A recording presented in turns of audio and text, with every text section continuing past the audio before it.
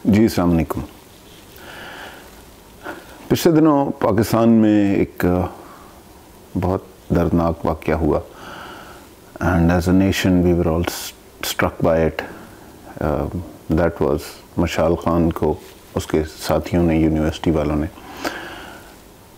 Torture किया और बहुत बेदर्दी से मारा। ये वाक़या पहला वाक़या नहीं है, इससे पहले भी इस तरह के बहुत से वाक़यात हो चुके हैं और मुझे खौफ ये है कि ये आखिरी वाक़या भी नहीं होगा। इस वक्त सब बोल रहे हैं, मैं भी बोल रहा हूँ, कुछ दिनों बाद हम ये भूल जाएंगे और until it happens again। मशाल खान के वालिद साहब ने एक बहुत अच्छी बात की and that is the key. उन्होंने कहा जी मेरा बेटा तो चला गया, अब हमें करना ये है कि किसी तरह ये इंश्योर करें कि दूसरों के बेटे बच जाएं। एंड यस, अगर हम ये अश्योर कर जाते हैं तो मशाल खान की कुर्बानी का कोई मतलब होगा, और अगर हम ये इंश्योर नहीं कर सकते तो फिर एक और पाकिस्तानी की जान रायगां गई। हाउ डू वी इंश्योर कि दिस ट्रेंड जो कि पाकिस्तान में है, कंसिस्टेंट है, कई सालों से अब है, ये इसे हम कैसे ख़त्म करें? हमारी पूरी नेशन इस आपस में लड़ रही है, दोनों तरफ पाकिस्तानी मरते हैं, हमारे बच्चे स्कूलों में मर रहे हैं, पार्कों में धमाके हो रहे हैं, हमारी फ़ौज बुरी तरह ऑक्यूपाइड है और एक लंबी जंग लड़ रही है एक्सट्रीमिज़म के ख़िलाफ़। क्या किया जाए कि ये एक्सट्रीमिज़म अब ख़त्म हो? काफ़ी पाकिस्तानियों का खून बह चुका है और कितना खून बहेगा तो ये एक्सट्रीमिज़म ख़त्म होगी। अगर मैं इस एक्सट्रीमिज़म की वजूहात पे जाऊं, जो मेरी अंडरस्टैंडिंग है, तो शायद कई घंटे लग जाएं और वीडियो पे इतना टाइम नहीं है। कुछ चीज़ें अपेरेंट हैं कि हम कहते हैं जी ये इस्लामिक एक्सट्रीमिज़म है। शायद ऐसी बात नहीं है, बाकी भी तो बहुत सारे मुल्क हैं जो कि इस्लामिक कंट्रीज़ हैं, वहाँ पे तो हम ऐसे वाक़यात नहीं सुनते। मैंने कल परसों गूगल किया और किसी मुल्क में इस तरह नहीं हो रहा, मॉब्स नहीं निकल रहे और ब्लास्फेमी के नाम पे लोगों को लिंच नहीं कर रहे। Why only Pakistan? और फिर पाकिस्तान में भी ये हमेशा से तो नहीं था। It used to be a very peaceful country and ये तो एक दो डेकेड्स की बात है जब से ये होना शुरू हुआ और रफ्ता रफ्ता ये बढ़ता जा रहा है। आखिर वो वजूहात क्या हैं? और जब तक हम उन वजूहात को जाके एड्रेस नहीं करेंगे, सारे ये मामला हल नहीं होगा। मेरी छोटी सी कोशिश ये है, और ज़ाहिर है मैं बहुत डिटेल में नहीं जाऊंगा, I just refer to things and please Google them and और आप भी उस पर एफर्ट कीजिए to determine them. I can just lay pointers in a direction and then you are as much Pakistani and your children are as much at stake, so you'll have to do your own thinking too। so जो मेरी समझ में आई वो मैं आपको गोशगुजार करूं। पाकिस्तान में आपको एक दो छोटे छोटे वाक़यात बताता हूँ। I was sitting in an office, don't want to name where I was.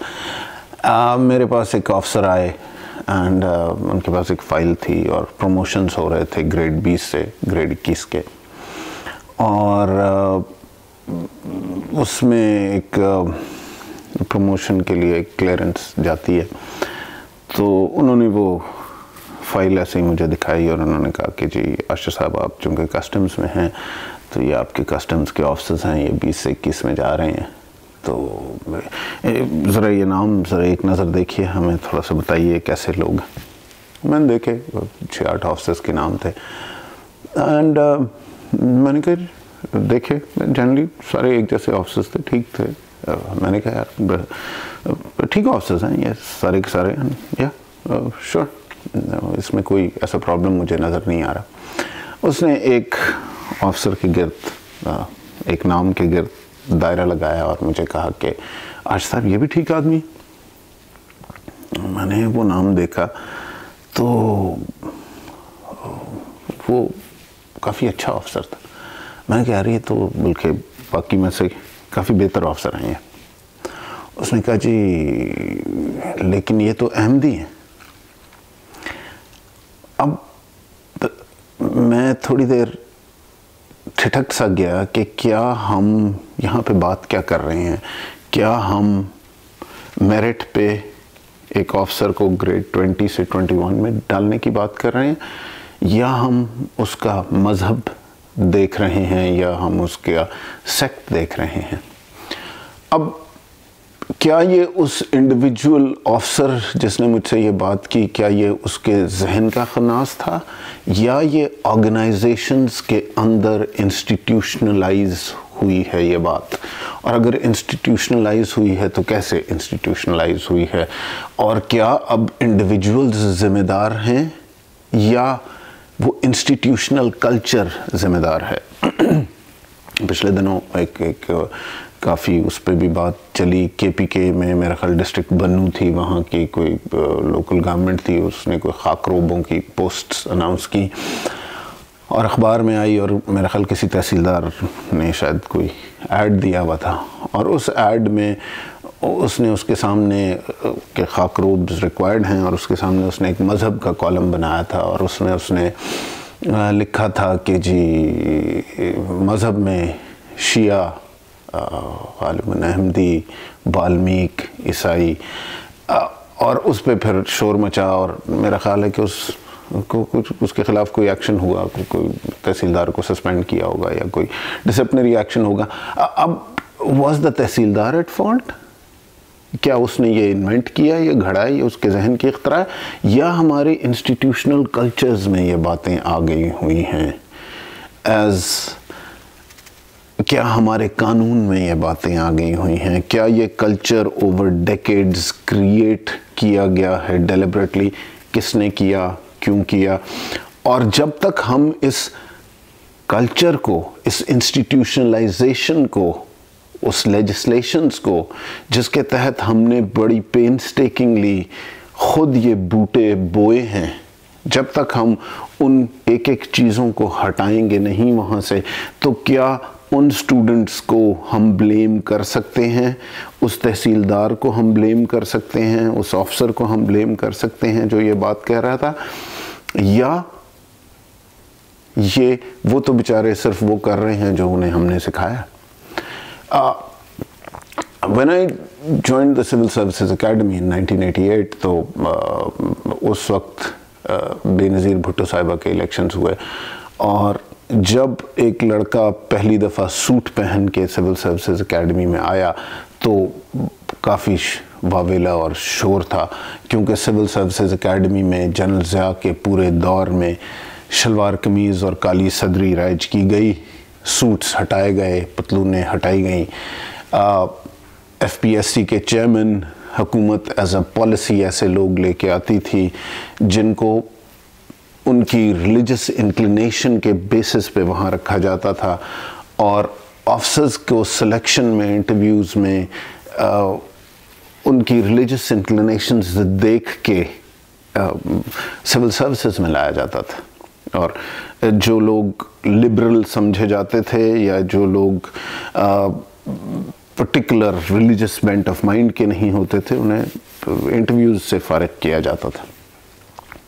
सो हमने डिलिबरेटली एज अ कॉम, एज गवर्नमेंट, एज पॉलिसी, हमारी फ़र्क लीडरशिप्स ने, starting with Bhutto sahab for his reasons, and so आहिस्ता आहिस्ता हमने अपने कॉन्स्टिट्यूशन में, हमने अपने लेजिस्लेशंस में, हमने अपनी पॉलिसी में, हमने जनरल ज़िया के दौर में अपनी फ़ौज में ऐसे लोगों को आगे लाए, ऐसे ऑफिसर्स को प्रमोट किया, ऐसी इंस्टीट्यूशनल कल्चर्स बिल्ड किए कि सोसाइटी में एक पर्टिकुलर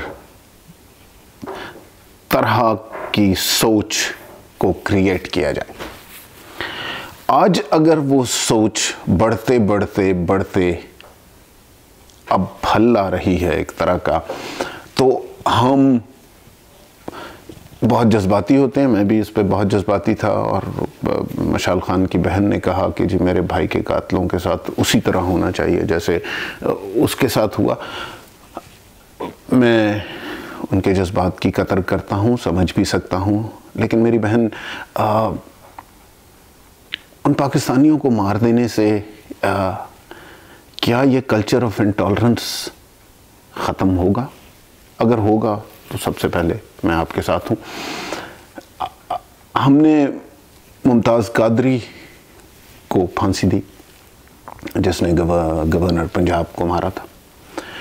क्या उससे कल्चर ऑफ इंटॉलरेंस बेहतर हुआ या नहीं हुआ? क्या अब हर साल उसकी बरसी पे इंटॉलरेंस बेहतर होती है या वर्स होती है? और क्या Mumtaz Qadri was an instrument और was he the cause? He wasn't.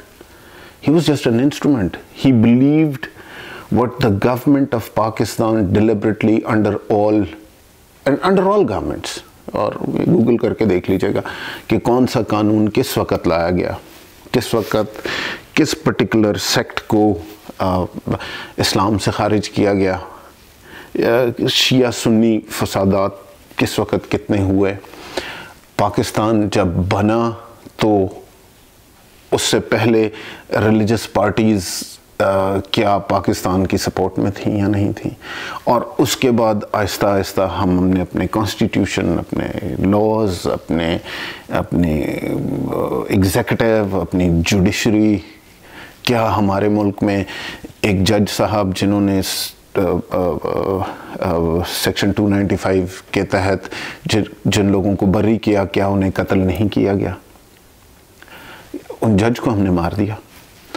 हमारे यहाँ जज ने ऑफिशियली, अभी मैं उनका नाम भूल गया but please Google it, there was a जज जिन्होंने कहा कि जी अगर कानून उनको, अदालत उनको बरी कर दे तो अवाम का हक है कि जाके उनको मार दो।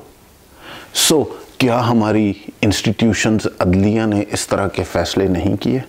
तो आज जब पाकिस्तानी उठ के ये हरकतें करते हैं तो हम उन पाकिस्तानियों को ब्लेम करके और वो छोटी दरख्त की टहनियाँ काटने में लगे हुए हैं।